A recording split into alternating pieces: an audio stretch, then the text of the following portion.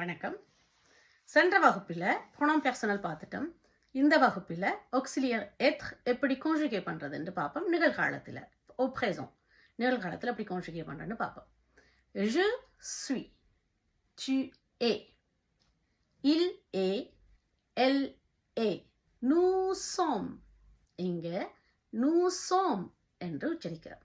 இந்த nous sommes எதற்கு உச்சரிக்கிறோம் என்று பார்ப்போம்.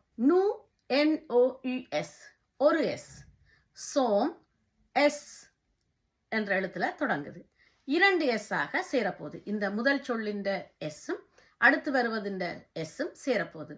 சேர்ந்து உச்சரிக்கிறது இதை சொல்லலாம். சேர்ந்து உச்சரிப்பதை லியேசோன் என்று பிரெஞ்சில் சொல்லப்படும். லியே பண்ணி உச்சரிக்கிறது, ஒரு சொல்லை இன்னொரு சொல்லோட இணைத்து உச்சரித்தல்.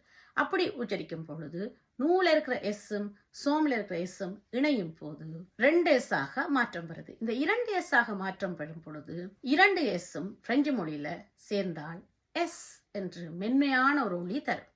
அப்ப நூ சோம் என்று இதை வாசிக்கணும். நூ சோம் என்று வாசிக்க கூடாது, நூ சோம் என்று வாசிக்கணும். வூசெத், வூ என்றால் நீங்கள், வூசெத் நீங்கள் இருக்கிறீர்கள். நீங்கள் இருக்கிறீர்கள் என்று பார்க்கும் பொழுது வூல இறுதியாக எஸ் வருது. அடுத்து வர்ற சொல்லில இருக்கிற முதல் எழுத்து உயிரெழுத்தாக இருக்குது, ஏ என்ற சத்தத்தை எடுக்குது. அப்படி பார்க்கும் பொழுது ஒரு எஸ் தான் இங்க இருக்குது. இந்த எஸ் உயிரோட சேரும் பொழுது ஒரு எஸ் ஆக இருப்பது அழுத்தமாக உச்சரிக்கப்பட போகுது. அழுத்தமாக உச்சரிக்கப்பட போகுது எப்படி ஆகுது? வூசெத் என்று வாசிக்க கூடாது, வூசெத் என்று வாசிக்கணும். அடுத்ததாக இல் சோம், நூசோ மாதிரியே வருது. இல்ல ஒரு எஸ் இருக்குது, சோல ஒரு எஸ் இருக்குது. 2 எஸ்ஸும் சேர்ந்து மென்மையாக இல் சோம்.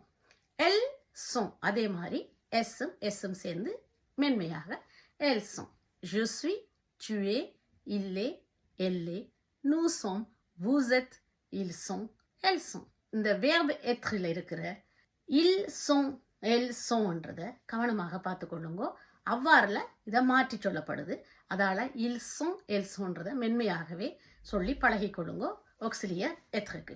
அடுத்த வகுப்பில் இந்த ஆக்சிலியர் எத்ரை வச்சு எப்படி வசனம் அமைக்கிறேன்னு பார்ப்போம். அது வரைக்கும் வணக்கம்.